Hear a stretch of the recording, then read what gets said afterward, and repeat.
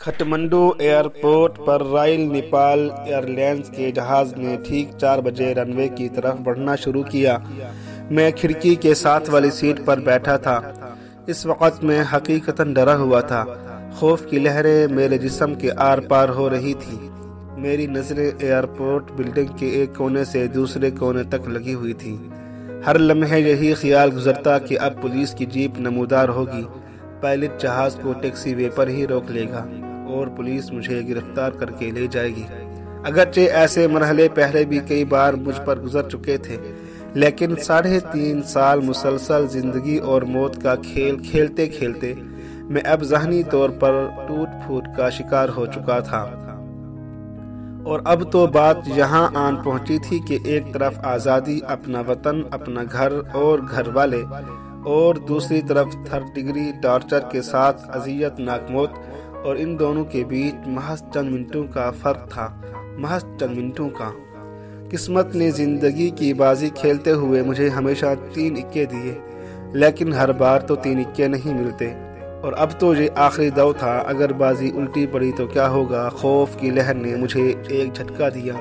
میں نے آنکھیں بند کر لیں اور سب کچھ اس قادر مطلق پر چھوڑ دیا جس کی طاقت اور قدرت کی کوئی حد نہیں۔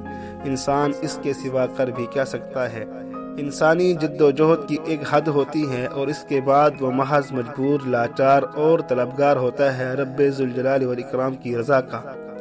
مجھ پر ایک غنودگی سی چھا گئی تھی۔ اچانک ایئر ہوسٹس کی آواز مجھے غنودگی سے باہر لے آئی۔ سیفٹی بیلٹس کھولنے اور سگریٹ پینے کی اجازت مل گئی تھی۔ میں نے سگریٹ نکال کے سلگایا اور ایک لمبا کش لیا۔ جہاز ہمالیہ کی برف پوش چوٹیوں کو نیچے چھوڑتا ہوا بلند ہو رہا تھا۔ ماؤنٹ ایورسٹ کی چوٹی دائیں طرف صاف دکھائی دے رہی تھی۔ جہاز کے اکثر مسافر یہ چوٹی دیکھنے کے لیے جہاز کی اس جانب کی کھڑکیوں کی طرف آ چکے تھے، لیکن میرا ذہن سگریٹ کے دھوئیں کے مرغولوں کے ساتھ ماضی کی طرف جا رہا تھا۔ 3.5 سال یعنی 1185 دن، اور ان 1185 دنوں میں بیتے ہوئے ان گنت واقعات ایک تیز رفتار فلم کی طرح میرے ذہن کے پردے سے گزر گئے۔ جلد ہی پہاڑ ختم ہو گئے۔ ایئر ہوسٹس نے بتایا کہ اب ہم بنگلہ دیش پر سے گزر رہے ہیں اور دریائے کرنافلی کا ڈیلٹا ہمارے نیچے ہے۔ درجنوں پارٹوں میں تقسیم ڈیلٹا میلوں تک پھیلا ہوا تھا، اور شام کے ڈھلتے ہوئے سورج کی ترچھی شعاعوں نے دریائے کرنافلی کی ان درجنوں شاخوں میں ایک آگ سی لگا رکھی تھی۔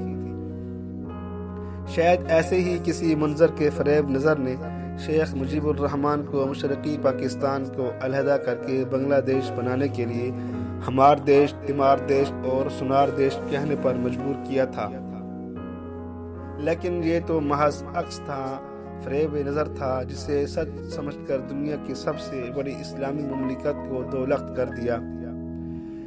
اس وقت بنگلہ دیش بنے کئی سال بیت چکے تھے، لیکن مشرقی پاکستان کے لیے لفظ بنگلہ دیش میرے دماغ میں کہیں فٹ نہیں ہوتا تھا، اور آج بھی یہی حال ہے کہ چاہے کتنوں کو برا لگے، میں اس خطہ زمین کو سابق مشرقی پاکستان ہی کہتا ہوں۔